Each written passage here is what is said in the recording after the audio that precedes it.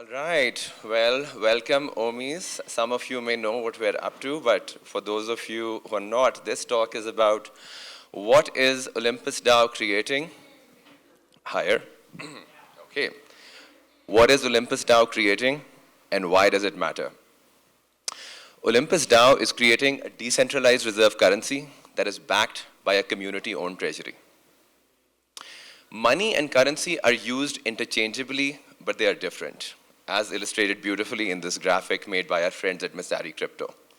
Things like gold and silver are money. ETH is money. Bitcoin is money. The US dollar is a currency that is usually backed by money. Much of DeFi today relies on stablecoins, dollar-pegged stablecoins to settle trades, to facilitate transactions, to provide liquidity. The challenge in DeFi's dependence on stablecoins is illustrated beautifully in what is called the impossible trinity. This is a concept in economics developed independently by two economists in 1960 and 1962, and what it says is that you can't have a fixed exchange rate, free capital flow, and a sovereign monetary policy. You have to pick two. And so in Olympus's case, the choice is free capital flow and a sovereign monetary policy, which obviously means that it's going to create a floating currency that is going to find its stability over time.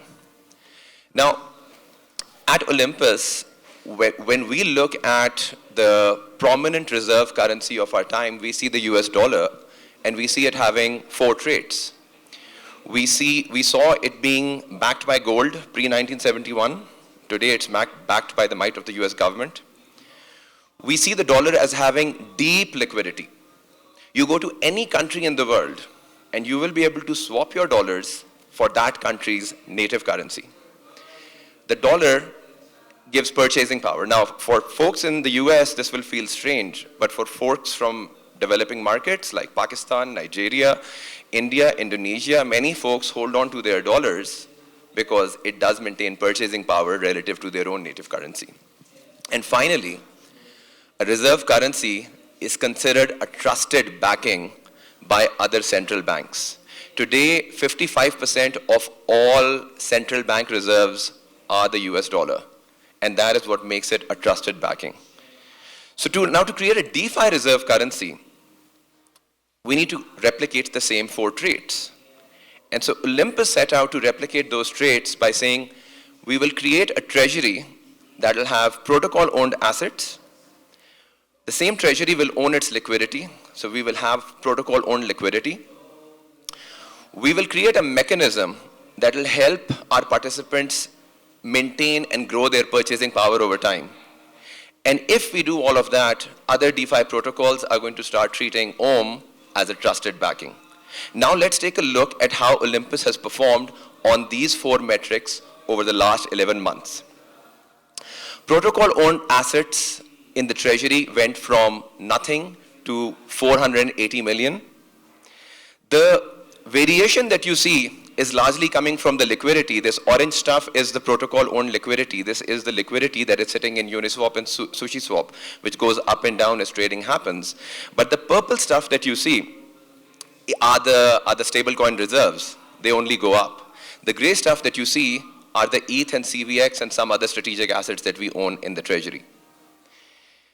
The biggest volatility that we've seen over the last 2 months was in liquidity, and that's because OMIs were highly leveraged. There's this whole thing about, it's fun to be a degen and all, and that's what a lot of OMIs were doing, borrowing against their OM to buy a lot more OM and doing this proverbial 9-9 strategy. And so what happened by November, Olympus with liquidity at the time of about, exit liquidity of about 300 million, had 200 million of leverage in the system. When selling started, cascading liquidations happened and the market cap crashed substantially. Since then, 80 to 90% of that leverage has been cleared. And while this has illustrated some drawbacks of protocol-owned liquidity, the biggest one being that lenders in an environment where this protocol owned liquidity have absolutely no risk on the table. They can just basically lend at will. But what it has also shown us is that once deleveraging happens, the protocol owned liquidity does stabilize. And more importantly, it did what it promised. Protocol owned liquidity said, we will not arbitrarily remove liquidity. You can count on the fact that this liquidity will be there. It will not arbitrarily be removed. And that's exactly what happened. Now, where Olympus really shines in my mind is this notion of what we've called risk-free value so far, but that's not the best term because it does carry smart contract hack risk and stablecoin depegging risk. I'll call these excess stable reserves. So Olympus has today, as of this morning, $244 million worth of stablecoins. Most of it is DAI, a lot of it is LUSD, and there's some FRAX. These are the stable coins that are owned by the Olympus treasury, and they are constantly increasing. I'll shortly explain how that happens. But what this does, this rising of excess stablecoin reserves, is that it really maintains purchasing power. Now, if you look at market cap volatility, you won't see it, but market cap volatility is not a very useful way to study the progress of a system. What you're seeing over here, so for us, OHM is the currency, but when you stake your OHM, you get GOHM, which we call the savings account. It's this savings account that builds purchasing power. This chart that you're seeing in front of you, here's what it's showing. The red line is showing that on March 26th, if you bought one OHM, and at the time it was backed by $1, and if you had put it in GOHM, today you would have about 84 OHM because of staking rewards that you've received. And since each OHM is backed by about $30 worth of stable coins and reserves, your claim on treasury has grown from $1 to $2,500. But that's not all. Even if you look at the other really fascinating thing about the red chart, this has got 330 data points, and only on 18 of those data points did I see index adjusted backing going down. And what's also really the only squiggle that you see is when we were having a token migration. Other than that, this has been a steady move upwards. And even for folks who bought the November top, while their position is in the red on a market cap basis, their claim on treasury has gone up. And it is this claim on treasury that is now helping a lot of other protocols treat OHM as a trusted backing. There's a growing number of protocols that are willing to hold OHM in their treasury and also to use OHM in order to mint other assets such as Fiat DAO. But perhaps the most promising application that I see is with another partner protocol called redacted cartel that is now about to do something very interesting. So redacted started off by saying that we will treat GOHM as a reserve asset. Now redacted is going to deposit this GOHM with the Olympus treasury in order to borrow back OHM and create a liquidity pool pair with their native Butterfly and OHM. Why this is really cool? Because now Butterfly gets to use Olympus's protocol-owned liquidity without creating its own expensive stablecoin liquidity. So for me, it starts feeling like Olympus is creating a liquidity programming interface. It's almost as if Olympus is building liquidity infrastructure.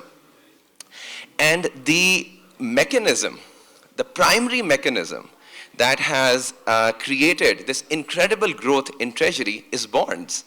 And here's how they work. So there's two ways you can buy OHM. You can buy OHM by going on SushiSwap or Uniswap and buying it from the AMM.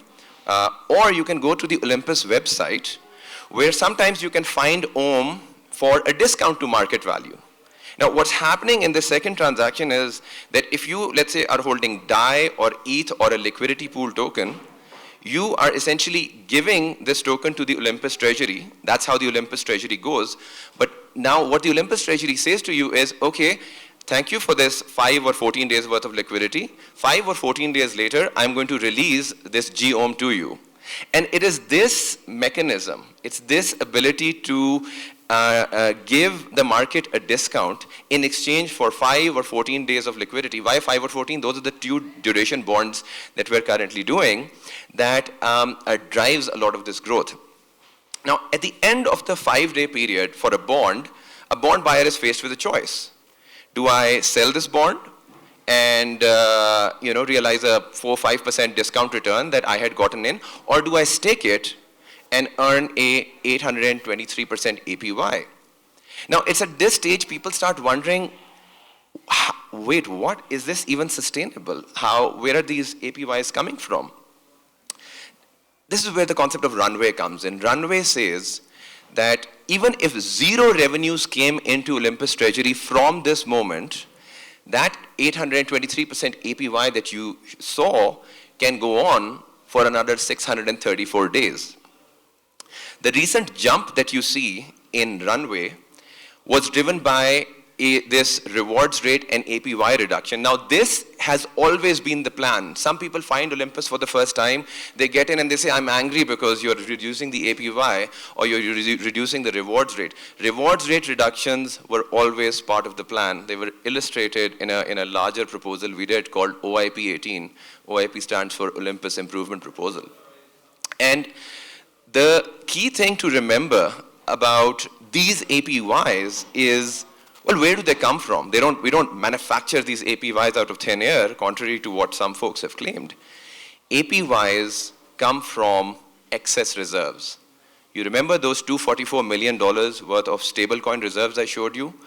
We call them excess reserves on line 577 of the Olympus smart contract.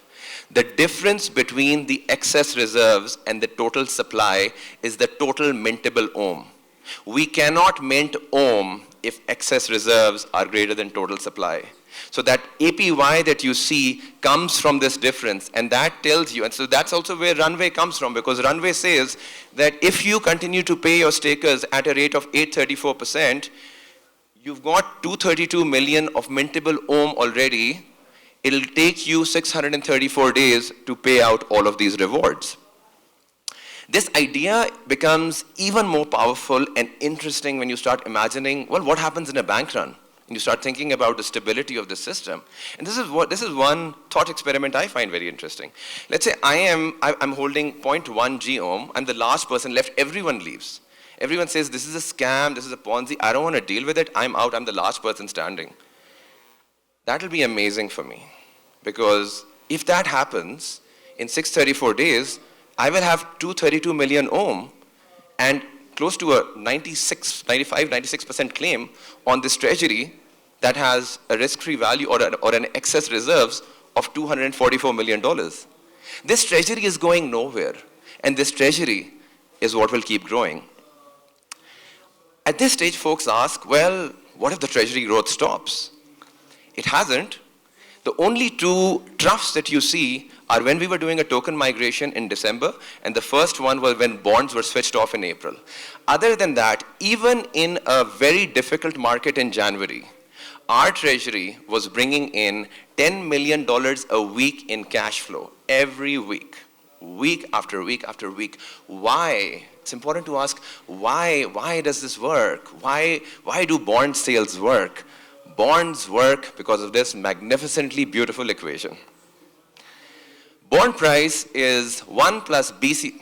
Forget the math. You can read the math later. Here is what it does. Here's what bond pricing does. Here's what this equation does. This equation causes the bond discount and the bond price to fluctuate. And the developers wrote this really lovely note for other developers in the source code of Olympus, where it says that debt falls with inactivity and rises with deposits. But here's the implication. This is the really cool part. Let's say no one bonds for a very long time. No one bonds for a very long time because we don't like it. What will happen is the discount will keep increasing until a market participant comes along and says, that discount is good enough for me to speculate that I am now willing to give 5 or 14 or whatever duration of liquidity in order to capture that discount. And it is in facilitating that conversation that we keep finding a market clearing price for about 5 days worth of liquidity. And that is what keeps bonds growing at a very predictable and at a very reliable pace. Many folks say, well, this is not revenue, this is equity. I say, look up senior edge revenue. Central banks print money. Olympus is a central bank. Get used to an idea. We now have a central bank in the ether that prints money and brings in cash. In addition to bond revenue, we have a growing roster of non-bond revenue. Olympus owns its liquidity. So every time you trade, we're bringing in cash flow into the treasury. Year to date, we've done $37 million in fees on liquidity pools alone. But the thing that I found really cool was the community said, hey, this concept of protocol-owned liquidity is cool. How about we take it to other protocols and offer protocol-owned liquidity as a service? And that was Olympus Pro, which has already brought in $2 million worth of value. But what's really, really cool, and this is what I love about Olympus Pro, is, how am I doing on time? Olympus Pro was built by the community. See, like Zeus and Apollo and the creators of Olympus weren't the ones leading the charge. It was the community that stepped up and said, we feel Olympus is, you talk to any OMI, there is a strong feeling of community and ownership. We believe this is our protocol. And that's why many people keep stepping up to say, let's create something for Olympus. That was Olympus Pro. And what really, like for me, what's been really amazing is just the quality of talent. The talent density at Olympus has blown my mind. But don't take my word for it because I'm obviously very biased. Here's Andre Cronje talking about Olympus, and he's saying, you can read it, but he said, but most importantly, he's finding the Olympus team to be incredibly professional and a painless team to work with. Absolute pleasure. That's when he's working with Olympus Pro team to create a protocol-owned liquidity solution of their own. And it's this community that just keeps producing magical ideas, right? One amazing project that came out of Olympus in the early days was Klima DAO. Klima DAO said, guys, you've got a really cool general purpose technology. It's a very interesting breakthrough. What if we use it to buy a lot of carbon credits? What if we use it to drive up the price of pollution? What if we use this bonding staking mechanism to build a giant balance sheet of carbon? And you know what? In 4 months, Klima DAO has brought on board 16 million tons of CO2. That is progress. Now you can look at the market cap and say, oh, it's not working. Well, if you judge the success of a project by market cap, rise and fall, it's going to be hard to have a conversation because there's a lot of human sentiment involved. When you look at the balance sheet, the fundamentals, Klima DAO has here is the impact of Klima DAO. October is when they started. That peak that you see in October is driven by Klima DAO. It's driven by bringing carbon credits on chain. And this was a report from Macquarie where they said that, they see retirement surges in October thanks to crypto coins. The crypto coins they're talking about is Klima DAO. Now, while Olympus Pro and,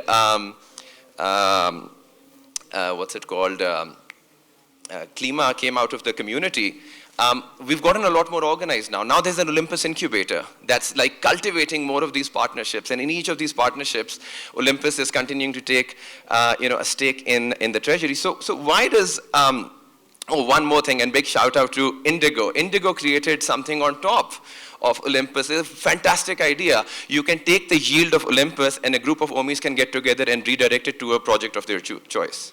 We think this is a very powerful breakthrough for charitable givings, that you can actually redirect the yield on your savings account to fund a charity. You can do that through Olympus.